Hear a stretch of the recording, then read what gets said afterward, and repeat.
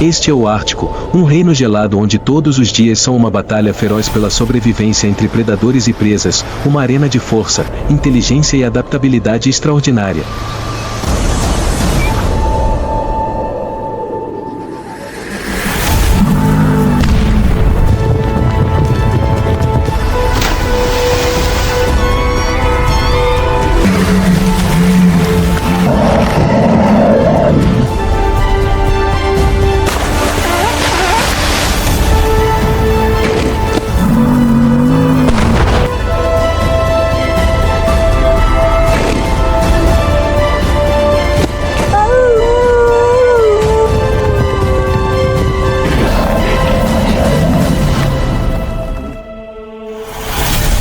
A luta pela sobrevivência no Reino Gelado.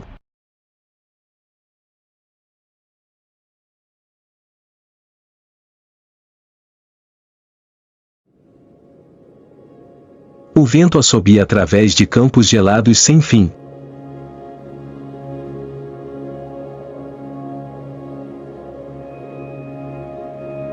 A aurora boreal lança seu brilho sobre blocos de gelo à deriva, cintilantes, mais gelados.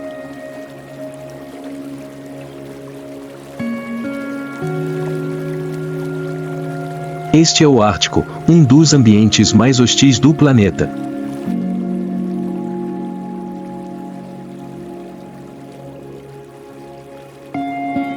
As temperaturas podem cair abaixo de menos 40 graus Celsius, e o sol desaparece por meses a fio durante o inverno.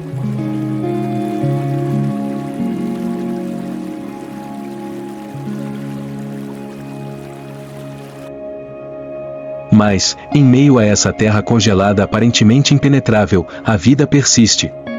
Não apenas persiste, e mais próspera.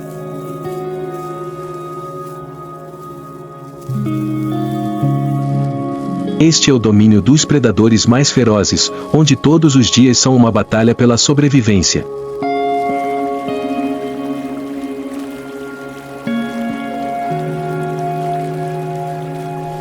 No vasto mar gelado, uma figura branca gigante emerge de uma toca na neve. A ursa polar, Ursus maritimus, acaba de terminar 8 meses de hibernação.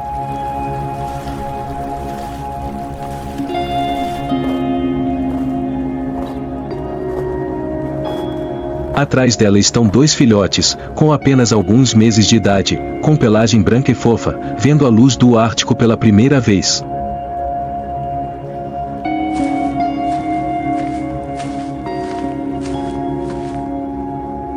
Durante toda a hibernação, a mãe ursa não comeu nem bebeu, sobrevivendo com sua espessa camada de gordura e produzindo leite rico e gorduroso para alimentar seus filhotes.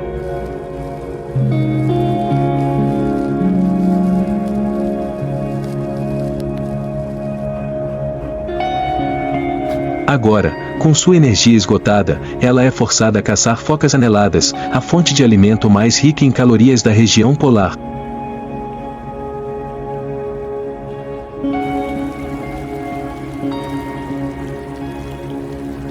Pisando levemente no gelo fino com suas grandes patas cobertas de pelo, a ursa se aproxima de um buraco de respiração onde uma foca vem à superfície para respirar.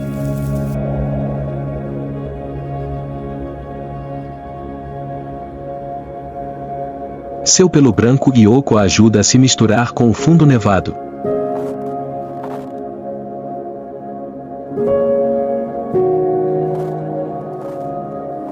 Com um único mergulho, a ursa se lança.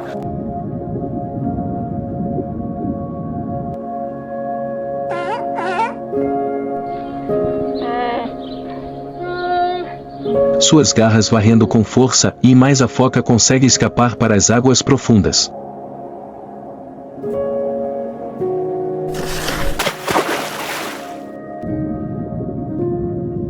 No Ártico, apenas uma em cada 5 caçadas é bem-sucedida.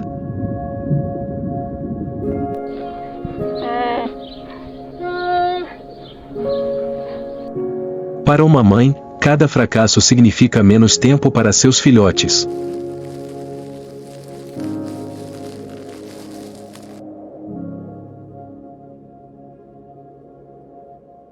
Em Em outro lugar, a dezenas de quilômetros de distância, vários ursos polares machos se reúnem em uma faixa de gelo sólido.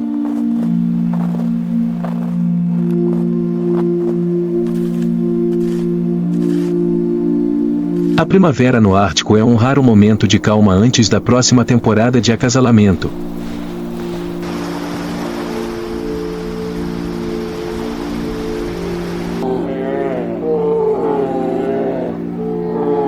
Dois machos grandes, cada um pesando mais de meia tonelada, se aproximam um do outro.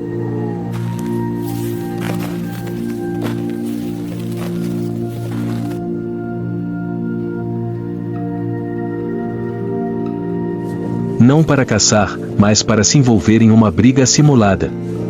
É assim que eles aprimoram sua força, testam seus reflexos e estabelecem uma hierarquia sem lutar até a morte.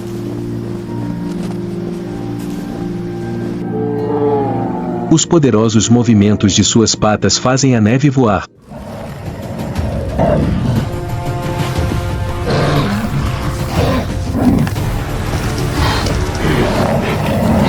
Dentes afiados e garras longas permanecem visíveis, mas os ataques são contidos, apenas tocando levemente antes de recuar.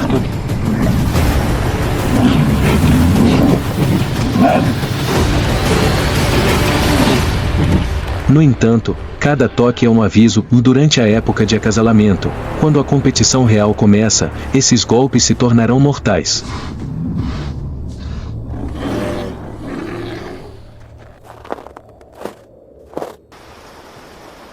Em outro lugar, um urso polar solitário avançava ao longo da costa.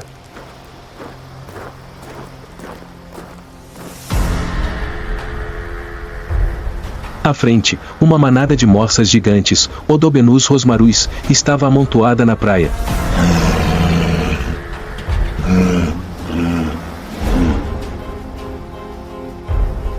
Com sua gordura espessa, pele resistente e presas longas, elas eram adversárias perigosas.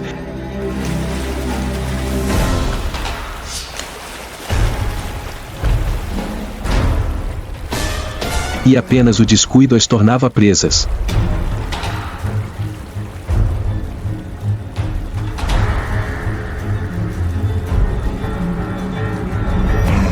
O urso se aproxima, mas um grito de alerta ressoa.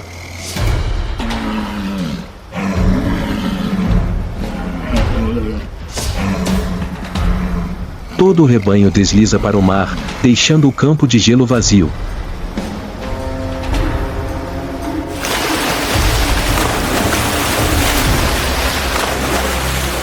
Mais um caçador fracassado, e no Ártico, fracassar significa continuar com fome e viajar ainda mais longe.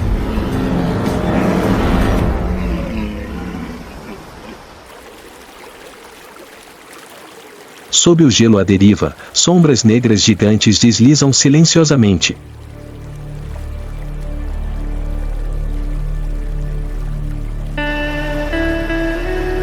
São baleias assassinas Orcinus orca, os maiores golfinhos do mundo e também um dos predadores mais inteligentes do planeta.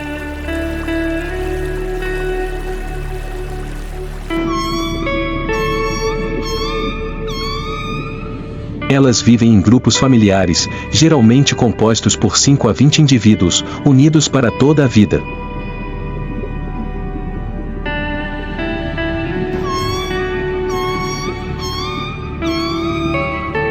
Cada membro tem uma função específica na caça, coordenando-se por meio de um sofisticado sistema de assobios, cliques e guinchos que formam uma linguagem distinta para cada grupo.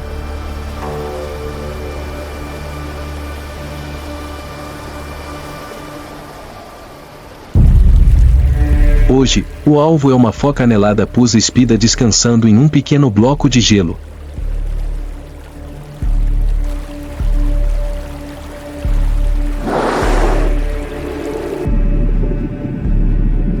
As orcas não conseguem subir no gelo, mas têm uma tática especial: criar ondas.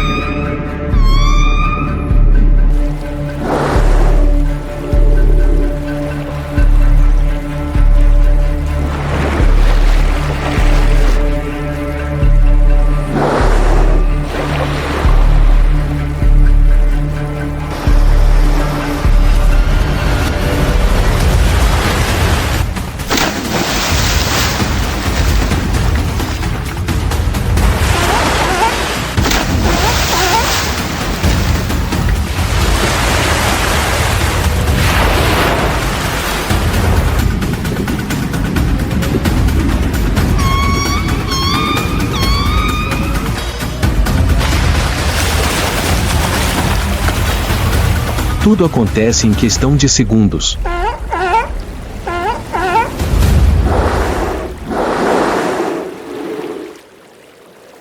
Essa coordenação perfeita demonstra a notável inteligência e capacidade de planejamento da orca, um predador que não é apenas poderoso, mas também perspicaz.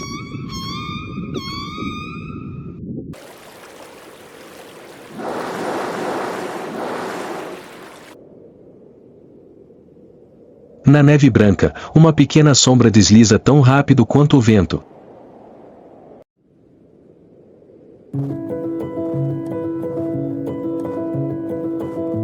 A raposa ártica Vulpes lagopus, pesando apenas 3 a 9 kg, é a prova de que, nas regiões polares, a força não está apenas no tamanho, mas também na adaptabilidade.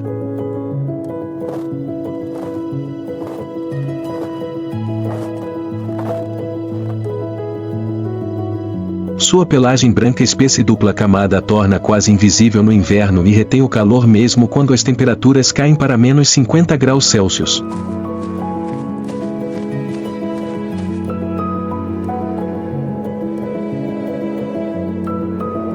As almofadas cobertas de pelos em suas patas aumentam a tração no gelo e reduzem a perda de calor, permitindo que ela percorra dezenas de quilômetros por dia.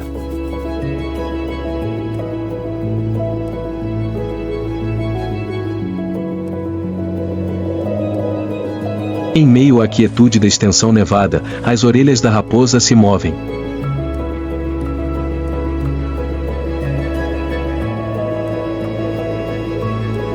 Sob a neve espessa, o som de roer é muito fraco, mas suficiente para que ela localize sua presa.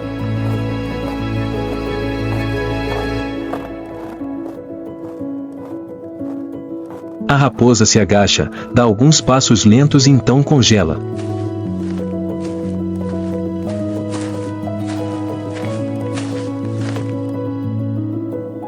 De repente, ela salta alto no ar, arqueia as costas e mergulha de cabeça na neve.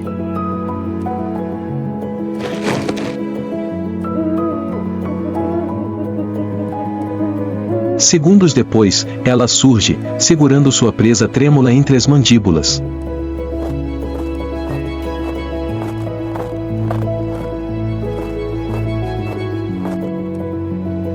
Quando o verão chega, sua pelagem branca pura é substituída por uma pelagem cinza-marrom manchada, ajudando-a a se misturar entre as rochas e os líquenes.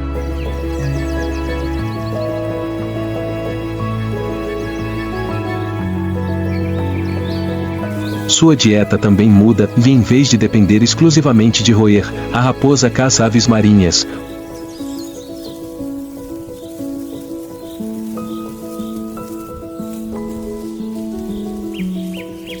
Rouba ovos e até mesmo se alimenta de carcaças trazidas pelo mar para a costa. Essa adaptabilidade a ajuda a sobreviver em um lugar onde o inverno dura muito mais tempo do que o verão.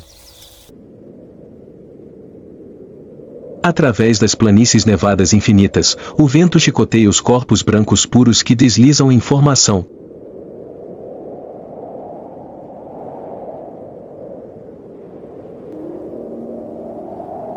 O lobo ártico, Canis lupus arctus, uma subespécie do lobo cinzento, possui uma pelagem espessa, semelhante a uma capa, que cobre até mesmo suas patas, ajudando-o a suportar temperaturas de até 50 graus Celsius negativos.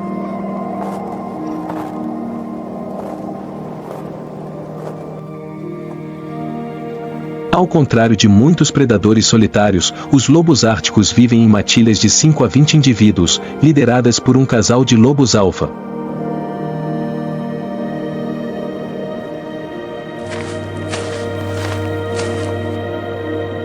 São caçadores persistentes, capazes de perseguir presas por horas, até mesmo dias, até que seus oponentes se esgotem.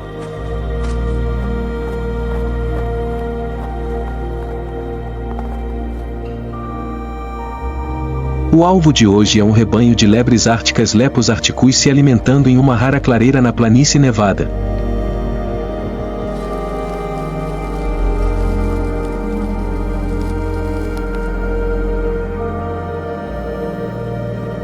A matilha de lobos se move, cada indivíduo mantendo sua distância, aproximando-se silenciosamente.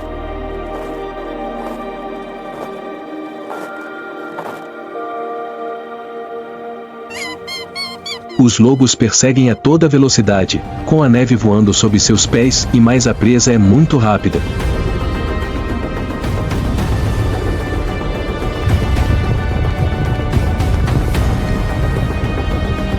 Após alguns minutos de perseguição, a matilha para, ofegante, com o estômago ainda vazio.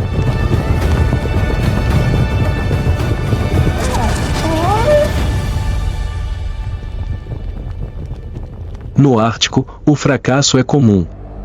Mas a fome os obriga a continuar.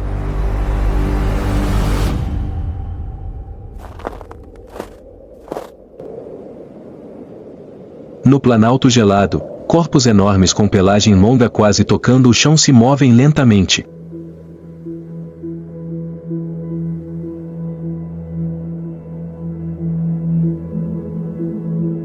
Os bois almiscarados ovibos mochatus, um símbolo da resistência do Ártico que pesa até 400 kg, possuem a pelagem dupla mais espessa do mundo animal terrestre.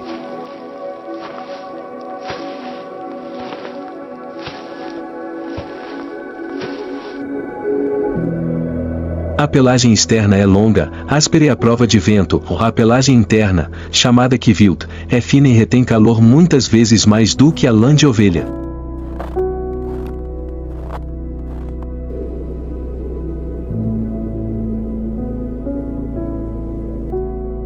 Os bois almiscarados vivem em rebanhos, que podem chegar a 20, 30 indivíduos no inverno.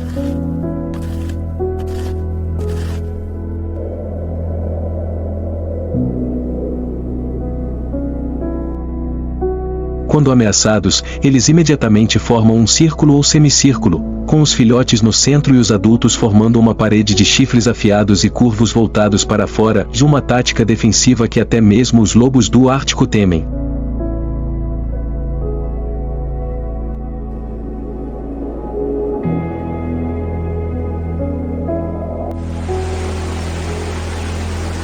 No final do verão, a tundra ártica é banhada por uma luz dourada pálida.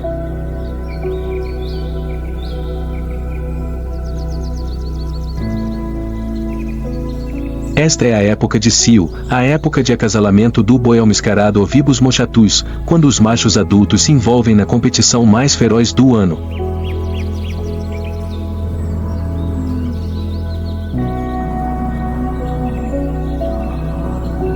Dois machos enormes, cada um pesando mais de 350 kg, separam-se do rebanho e aproximam-se um do outro.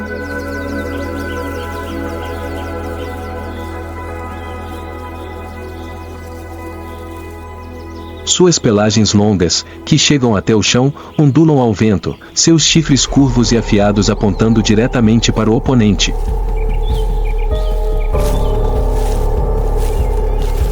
Não se ouve nenhum som, apenas um silêncio tão tenso quanto uma corda esticada.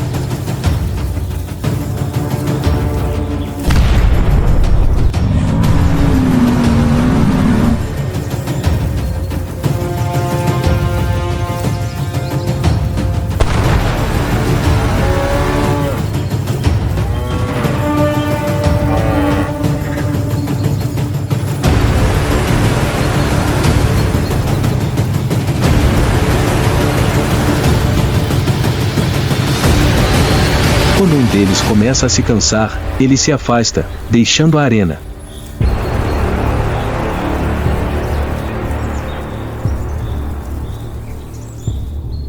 No Ártico, essas batalhas não são apenas um ritual de reprodução, mas também uma prova da força e resistência essenciais para a sobrevivência nesta terra hostil.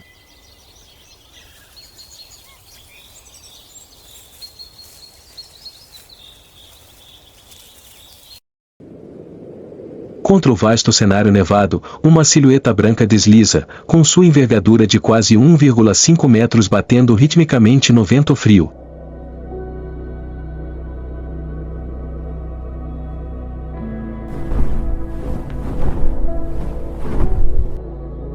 A coruja das neves Bubus candiacus, a maior ave predadora do Ártico, é mestre em combinar força e silêncio.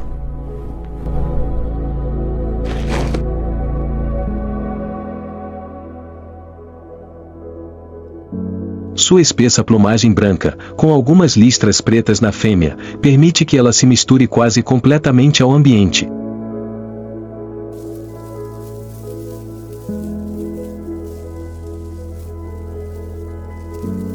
As penas que cobrem todo o pé, uma característica rara em aves, fornecem isolamento contra o frio e apoio ao agarrar o gelo.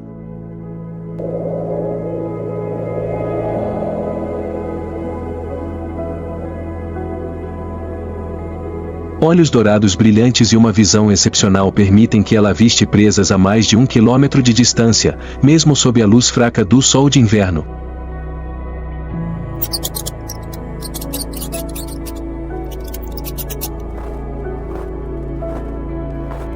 As corujas das neves normalmente caçam lemmings e outros pequenos roedores.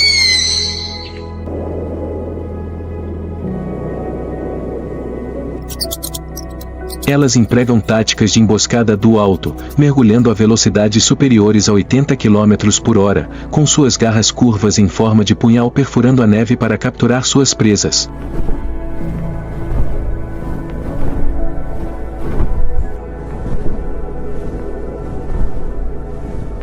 No verão, quando o gelo derrete e os lemmings se reproduzem prolificamente, as corujas das neves também entram em sua época de reprodução.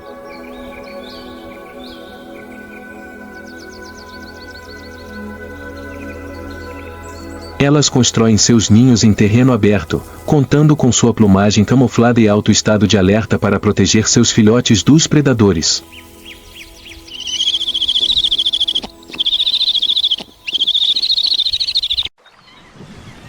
Nas falésias negras íngremes ao longo da costa, milhares de asas pretas e brancas voam ao vento frio.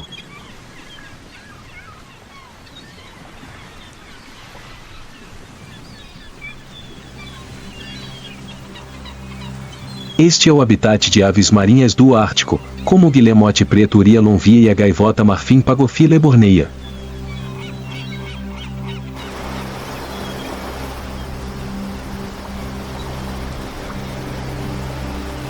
Essas aves passam a maior parte de suas vidas no mar, retornando à terra apenas no verão para se reproduzir.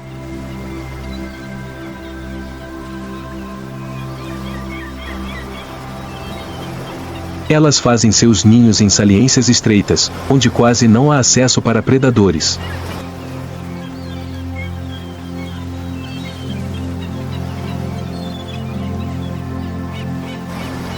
Cada casal geralmente põe apenas um ovo, e ambos os pais se revezam para incubá-lo, protegendo-o de predadores como cuas grandes, raposas árticas ou até mesmo corujas das neves.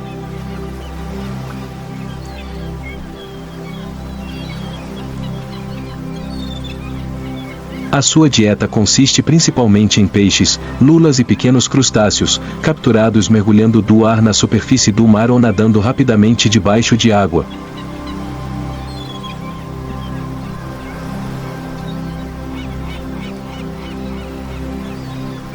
Muitas espécies, como a pardela de cauda curta, podem mergulhar a profundidades superiores a 100 metros, usando as suas asas como remos para perseguir cardumes de peixes.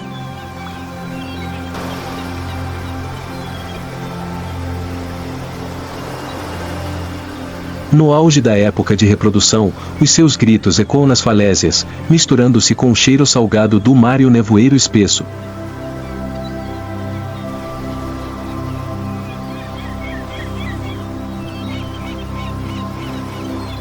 É uma sinfonia da vida, que se desenrola na fronteira entre a terra e o oceano gelado.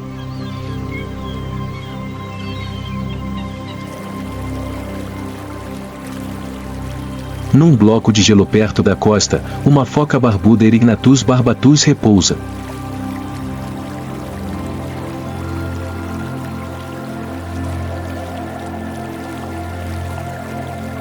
Seu corpo rechonchudo é coberto por uma espessa camada de gordura que o protege do frio de menos 30 graus Celsius do Ártico.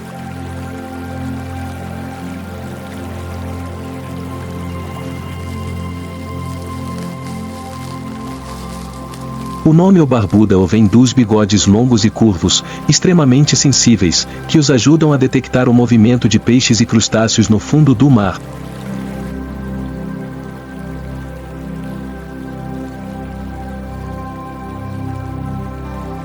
Ao lado dela está um filhote com apenas alguns dias de vida, cujo pelo branco puro quase se confunde com o gelo.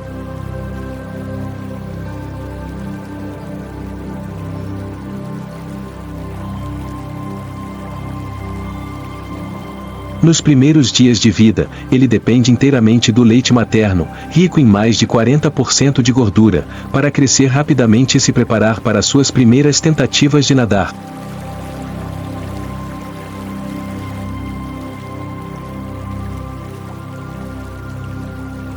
No espaço silencioso, mãe e filhote se comunicam através de gritos profundos e prolongados que podem ser ouvidos a quilômetros de distância sob o gelo, ajudando-os a se reconhecerem mesmo quando separados.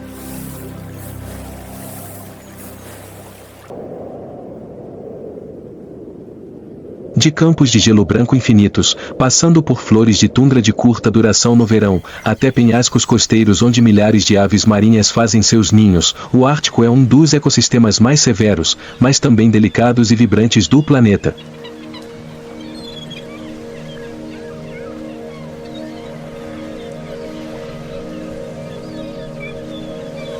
Mas todas essas imagens estão mudando gradualmente.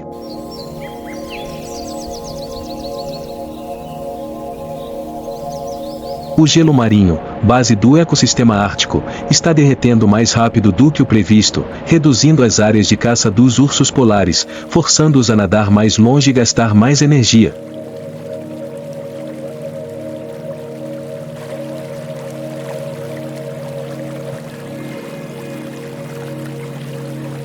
O derretimento do gelo altera os períodos de reprodução e migração das aves marinhas, interrompendo os ciclos biológicos dos peixes e do plâncton, fonte de alimento para toda a cadeia alimentar.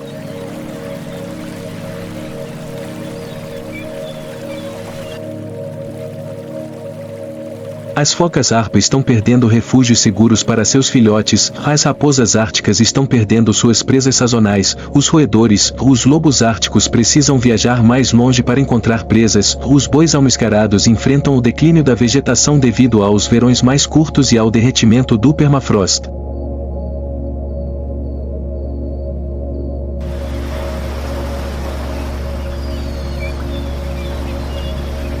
Mesmo as aves marinhas, aparentemente seguras em seus penhascos, estão ameaçadas com o declínio dos estoques de peixes no mar.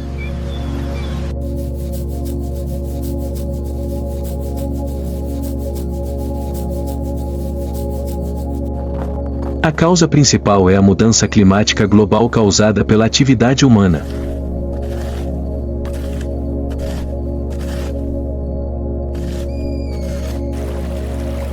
O Ártico está aquecendo mais do que o dobro da média global e, a cada ano que passa, perdemos não apenas a cobertura de gelo, mas também elos vitais em um ecossistema antigo.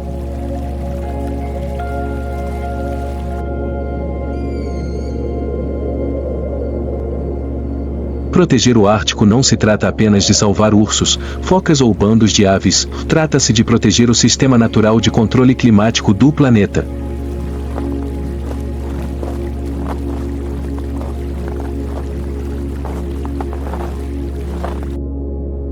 O gelo do Ártico reflete a luz solar, mantendo a Terra mais fria.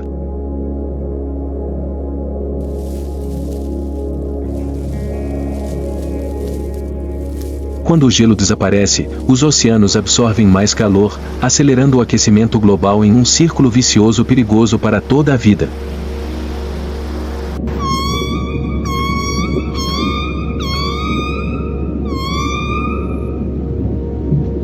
As criaturas daqui evoluíram ao longo de milhares de anos para se adaptarem a um ambiente hostil.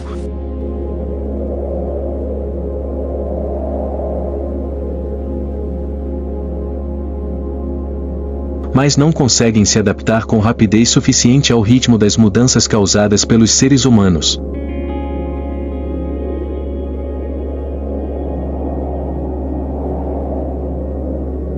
Preservar o Ártico significa preservar o equilíbrio deste planeta.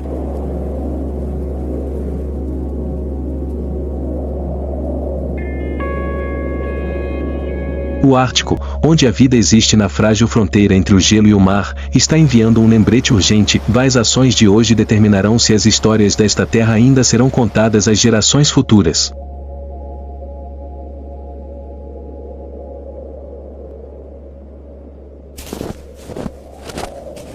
Amazônia, onde não existe o mais forte, apenas o que sobrevive por mais tempo.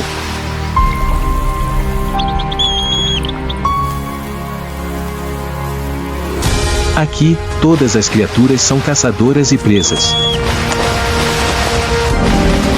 Um olhar errado, um passo em falso, podem resultar em morte instantânea.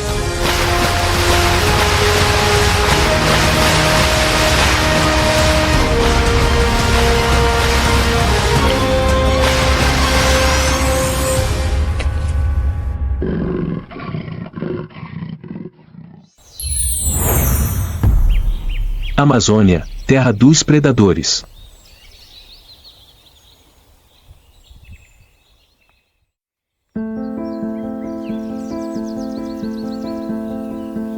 No coração da Amazônia, onde a luz se filtra através da densa folhagem como os últimos raios de outro mundo, existe um pântano aparentemente tranquilo.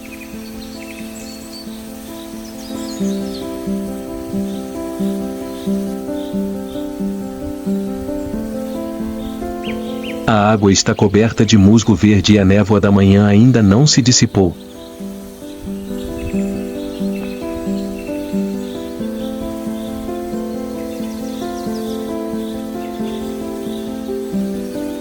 Os primeiros raios de sol brilham nas gotas de água nas folhas, refletindo como milhares de pequenos olhos observando cada movimento da floresta.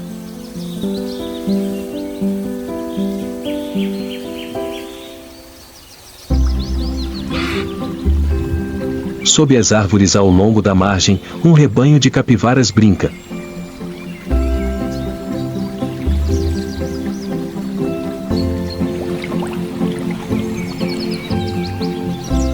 Elas rolam na água, abanam o rabo e emitem sons de chiureios animados.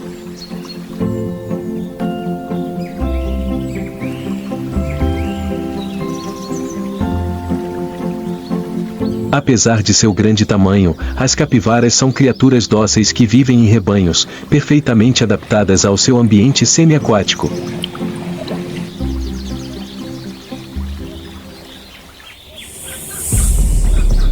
Elas não sabem que, sob a lama imóvel, um par de olhos as observa silenciosamente. Não para compartilhar sua alegria, mas para esperar o momento certo.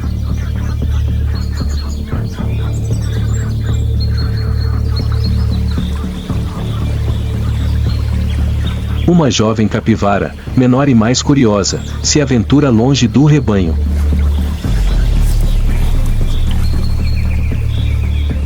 Ela caminha ao longo da margem, fixada nas libélulas que voam acima da superfície do lago, sem perceber.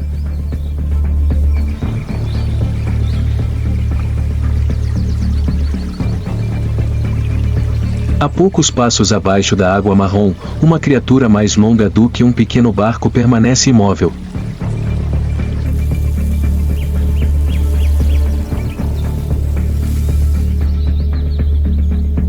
É a anaconda, a rainha das águas mortas.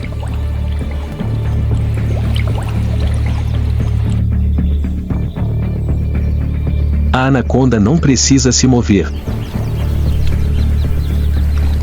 Não precisa perseguir. Sua pele marrom oliva se mistura com a lama e os galhos podres, tornando-a quase invisível no ambiente.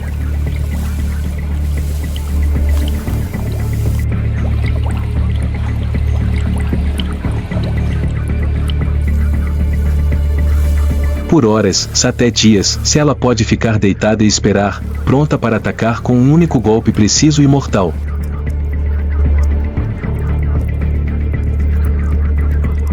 A capivara dá mais um passo.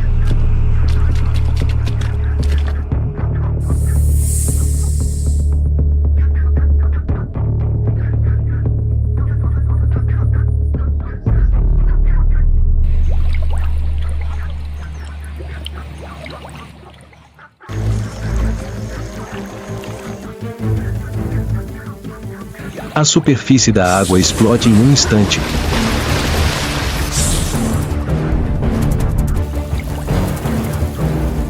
A capivara desaparece nas espirais de uma enorme sombra negra.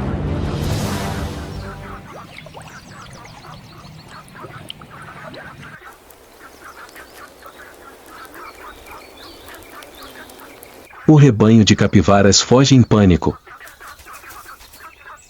A água volta à sua calma anterior.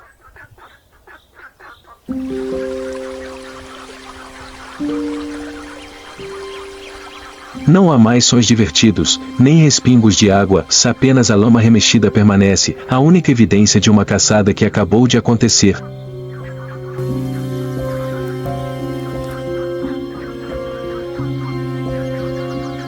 Uma morte silenciosa, como tantas outras nas águas amazônicas.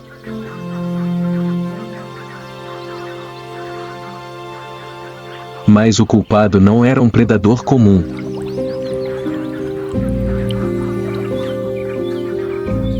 Era a sucuri verde, Eunectes murinus, a maior cobra do mundo em peso e uma das criaturas mais misteriosas da floresta tropical sul-americana.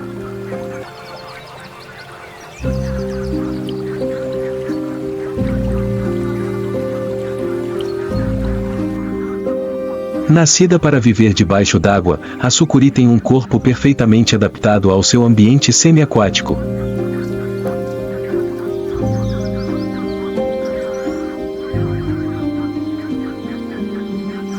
Sua pele verde-oliva, pontilhada de manchas pretas ao longo de seu corpo maciço,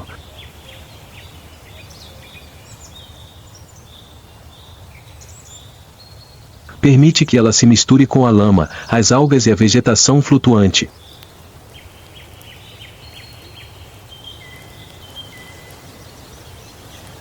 Seus olhos e narinas estão posicionados no alto da cabeça, permitindo que ela observe e respire enquanto o resto do corpo permanece submerso, um submarino vivo que não causa ondulações.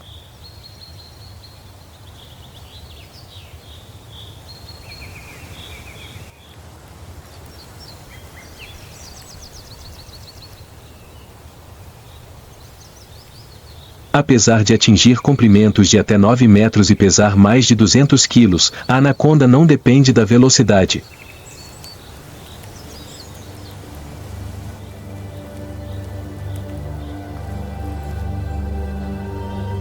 Sua arma definitiva é a paciência e a imensa força escondida em cada espiral de músculos.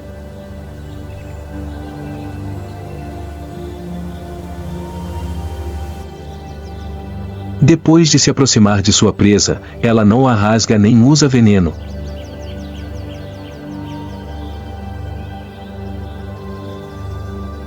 Ela aperta lenta, precisa e inevitavelmente.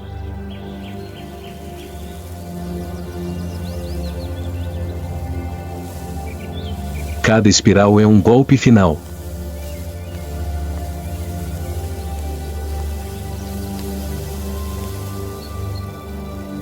Ao contrário da maioria de seus parentes terrestres, a anaconda é uma mestre do mundo aquático.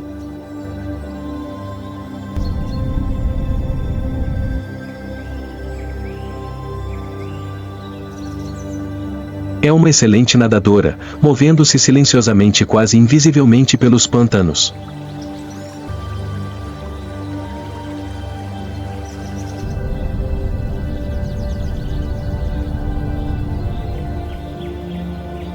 Em terra, é pesada e lenta, mas, uma vez de volta à água, torna-se um predador imprevisível, escorregadio, silencioso e mortal.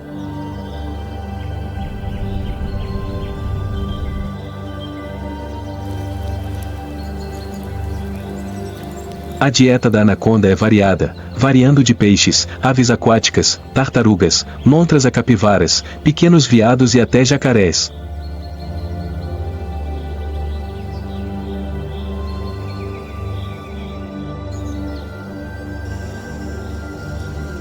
Uma grande refeição pode sustentá-la por semanas, até meses.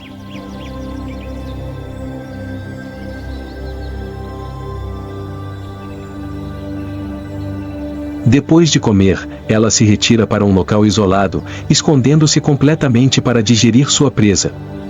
Da pele aos ossos e à carne, nada é desperdiçado.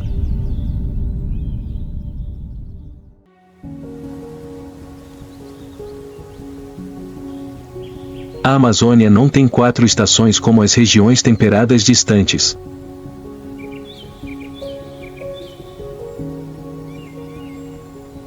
Existem apenas 2 estações, a estação chuvosa e a estação seca.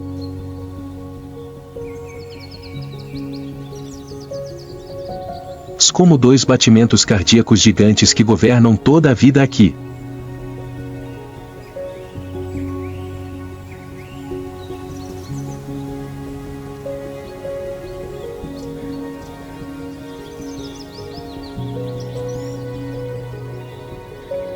Quando a estação chuvosa chega, a água inunda a floresta.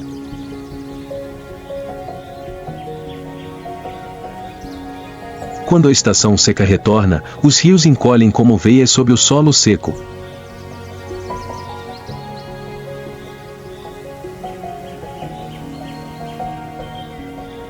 Para a anaconda, não é apenas uma mudança no clima, é um sinal para outra jornada.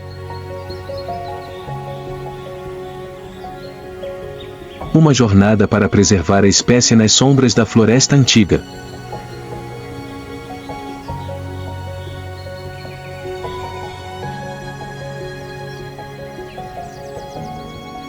E quando a estação chuvosa chega, a água inunda as florestas baixas.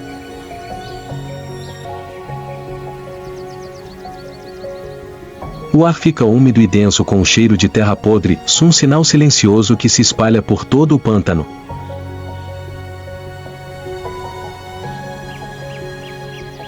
É quando a anaconda começa a sua jornada para preservar sua espécie.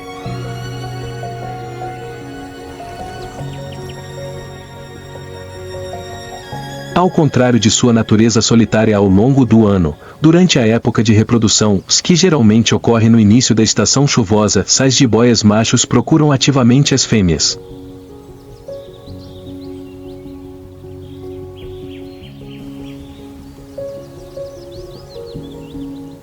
Os feromônios que as fêmeas secretam através de suas glândulas cutâneas viajam longe através da água, como um convite silencioso para qualquer macho nas proximidades.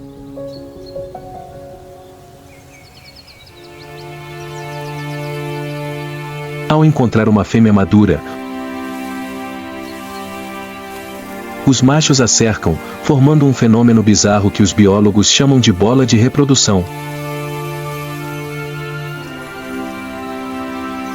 Às vezes, até 5, 10 ou até 15 machos se enrolam em torno de uma fêmea muitas vezes maior do que eles, formando uma massa compacta na água barrenta.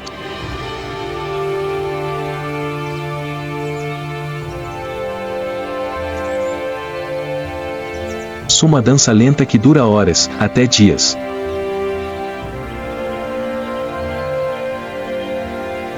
Não há lutas ferozes. Não há rugidos. Há apenas movimentos silenciosos, esforços discretos para encontrar a posição certa, manter a postura e esperar ser escolhido nessa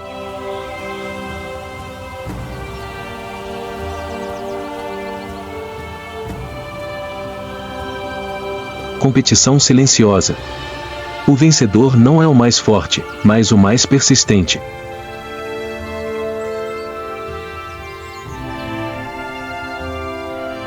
Após o acasalamento, os machos vão embora,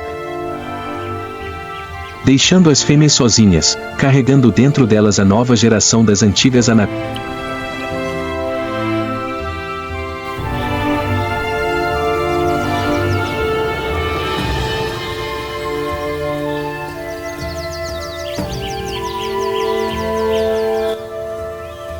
Anacondas da floresta. A piton dá à luz, ao contrário de muitas outras espécies de pitons que põem ovos. Após cerca de 6 a 7 meses de gravidez, as fêmeas dão à luz entre 20 e 40 filhotes.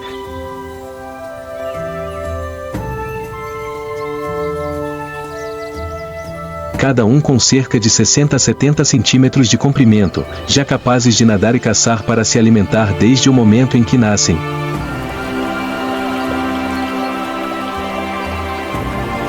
A fêmea, agora pesada e menos ágil, normalmente procura poças isoladas, juncos densos ao longo de margens pantanosas ou troncos de árvores caídas, onde pode se esconder completamente na lama e nas algas.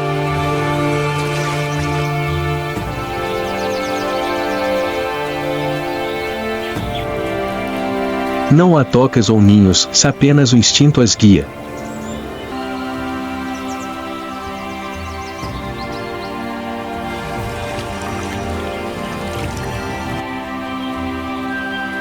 O espaço é profundo o suficiente para evitar predadores vindos de cima, denso o suficiente para se esconder dos crocodilos caimões à espreita e silencioso o suficiente para garantir segurança mínima para os filhotes que estão prestes a nascer.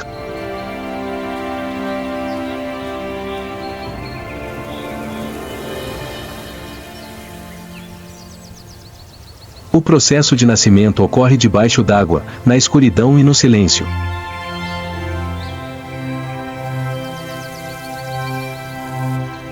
Sem sangue, sem gritos, apenas movimentos lentos e quase invisíveis.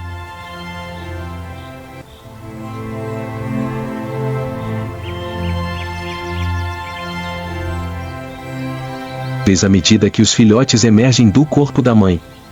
O instinto desperta todas as suas habilidades primitivas de sobrevivência, respirar pela primeira vez, sentir movimentos, reagir à luz e nadar.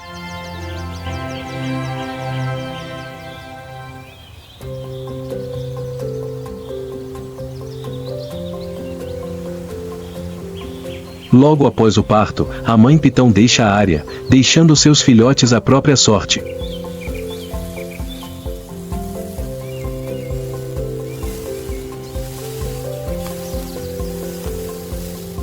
Não há cuidados nem proteção.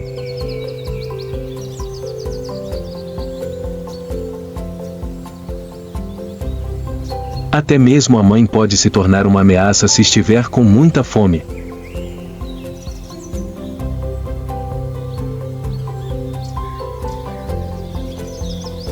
Eles não recebem cuidados da mãe.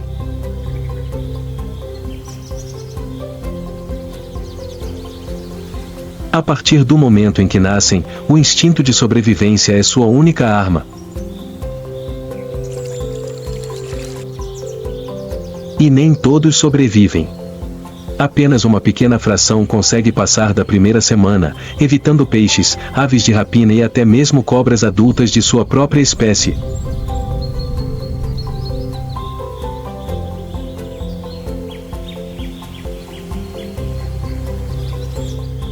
O ciclo continua, silenciosamente, implacavelmente, sem alarde.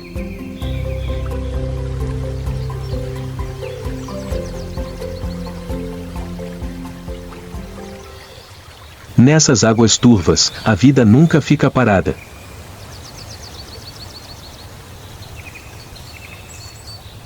E a anaconda não é o único predador. À medida que o sol nasce mais alto, a névoa se dissipa das folhas e outra sombra começa a emergir dos juncos.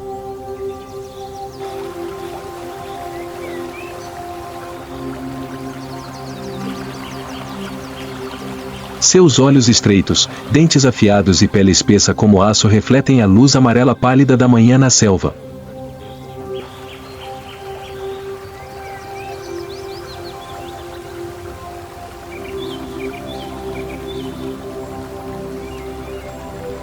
O jacaré, o vizinho implacável da anaconda.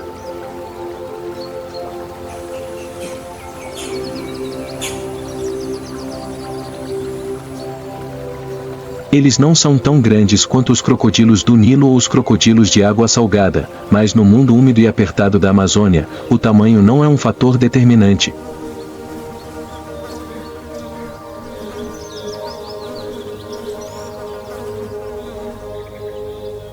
Os jacarés são rápidos, ousados e particularmente ferozes quando defendem seu território ou seus filhotes.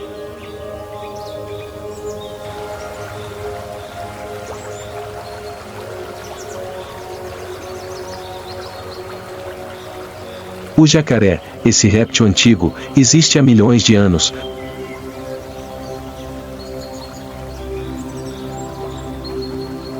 quase inalterado desde seus ancestrais pré-históricos.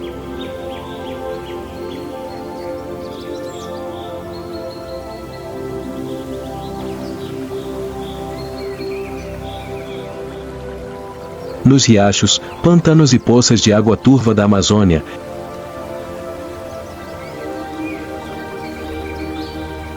eles são guerreiros silenciosos, vivendo perto da superfície da água, esperando pela presa com uma paciência assustadora.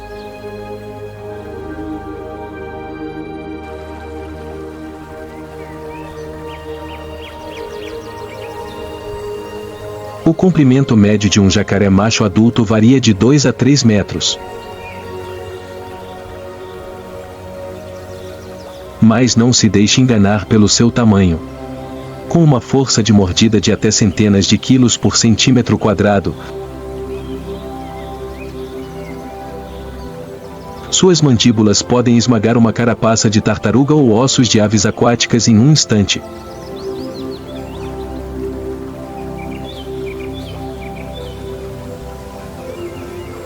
Sua pele espessa e áspera, semelhante a uma armadura, não apenas os protege de ferimentos, mas também absorve o calor do sol, a principal fonte de energia para esses répteis de sangue frio.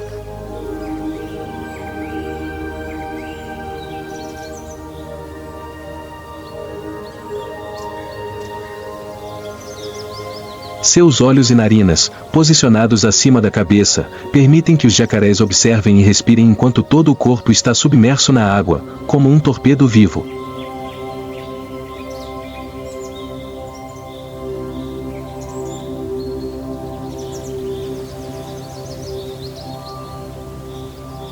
Seu comportamento é de emboscada e surpresa, assim como as jiboias.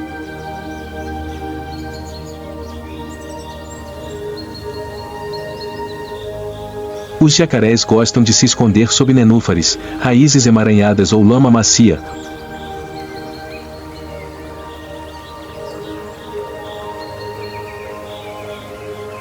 onde a luz não chega, e todas as pequenas criaturas se tornam presas em potencial.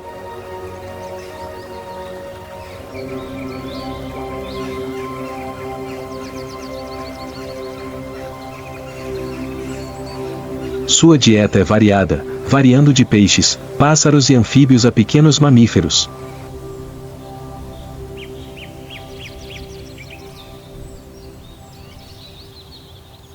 Jacarés grandes podem até atacar capivaras, lontras e, às vezes, pequenas anacondas, se virem uma oportunidade.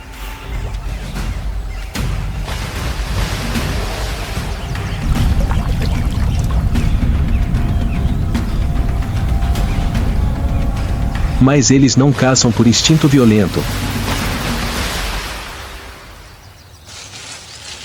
mas pela necessidade simples e precisa de sobreviver, assim como a natureza pretendia.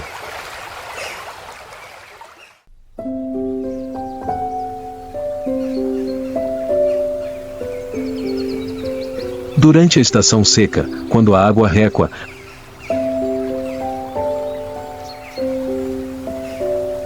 as poças rasas restantes tornam-se locais de reprodução.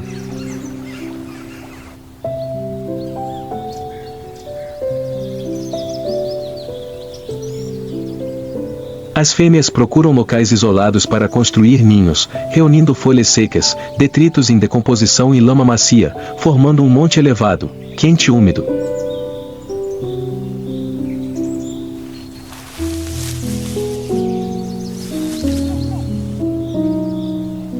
Lá dentro, elas depositam de 20 a 40 ovos, cada um protegido por uma casca dura e pelo calor da decomposição de matéria orgânica.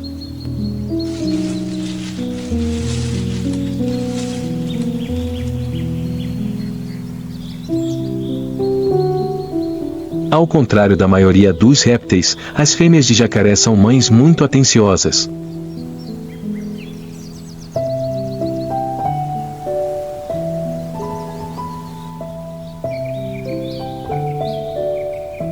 Durante os 65 a 90 dias de incubação, elas permanecem perto do ninho.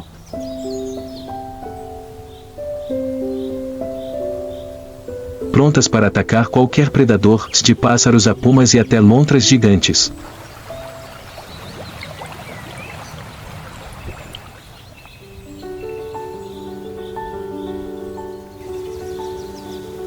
Quando os ovos eclodem, os filhotes de crocodilo emitem gritos fracos de dentro das cascas, sinalizando para que a mãe venha ajudá-los a quebrar as cascas e tirá-los de lá.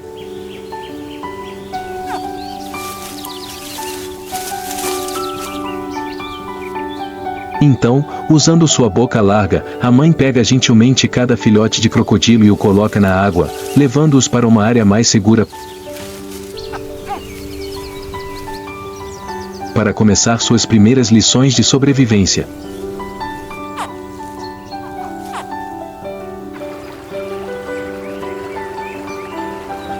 Embora o instinto seja inato, a vida de um filhote de jacaré ainda é extremamente frágil.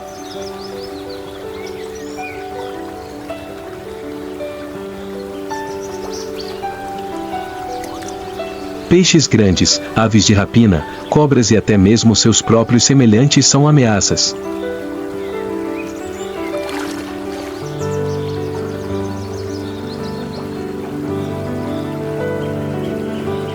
Apenas uma pequena fração das dezenas de ovos sobrevive até a idade adulta.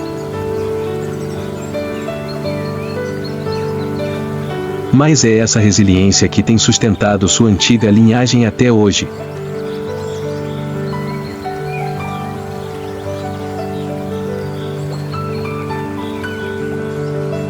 No mundo das águas escuras, os jacarés estão entre os predadores mais formidáveis.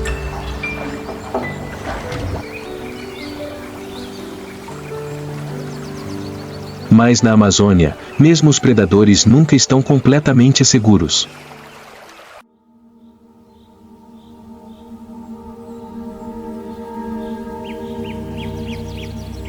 À distância, em uma raiz seca que se projeta do pântano, outro par de olhos observa silenciosamente.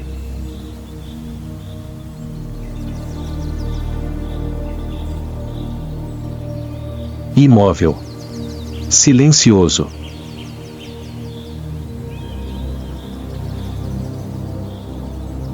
Apenas os olhos castanhos dourados brilham através da folhagem espessa. Os olhos de um verdadeiro assassino. A onça pintada.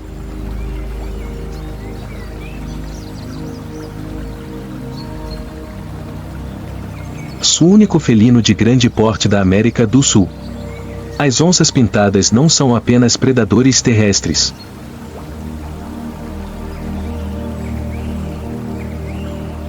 São excelentes nadadoras, preferem caçar debaixo d'água e são particularmente famosas por sua habilidade de matar jacarés com uma única mordida no crânio.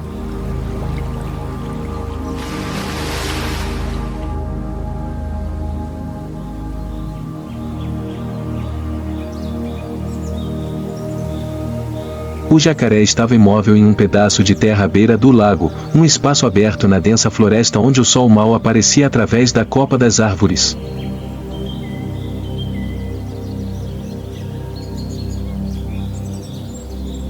Suas costas estavam cobertas de musgo e lama seca. Seus olhos semicerrados, quase adormecidos sob o sol quente do meio-dia.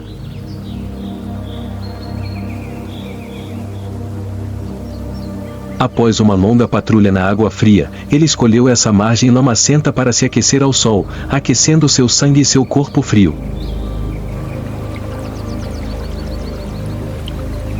Mas a água atrás dele não estava completamente parada.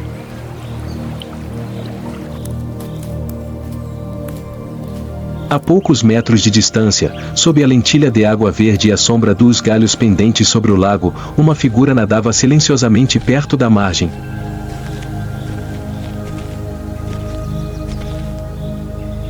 Sem ondulações, sem som.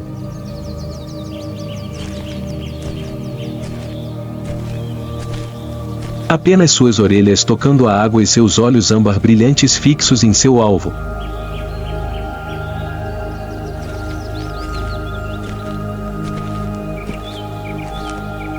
A onça-pintada, rainha da selva amazônica, se aproximava. Não em terra. Não dos arbustos. Mas do lugar onde o jacaré se sentia mais seguro, debaixo d'água.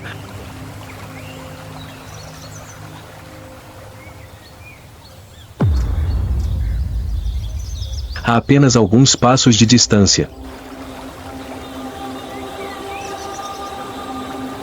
Com um golpe de cauda, a onça-pintada saltou da água como uma lança viva. Ela se lançou na margem lamacenta, afundando suas garras profundamente nas patas traseiras do jacaré.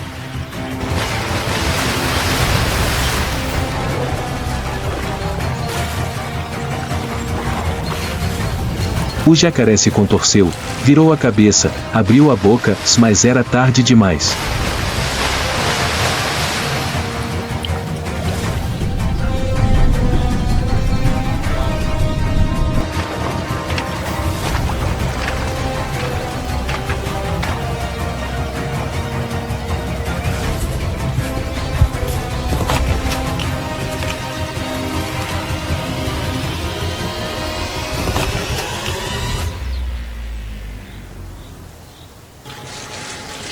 A onça-pintada agarrou a carcaça do jacaré e a arrastou pela lama macia em direção à sombra de uma árvore.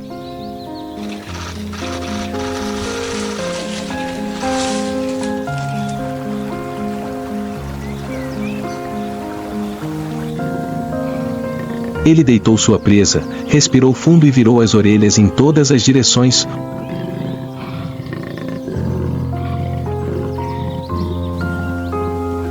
Ouvindo. Não havia outro perigo. Apenas o som das cigarras e o cheiro pungente de carne fresca enchiam o ar úmido.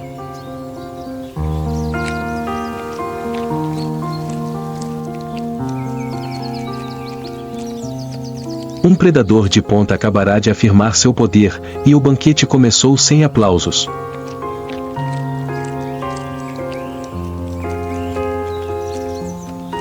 Apenas o silêncio instintivo do vencedor.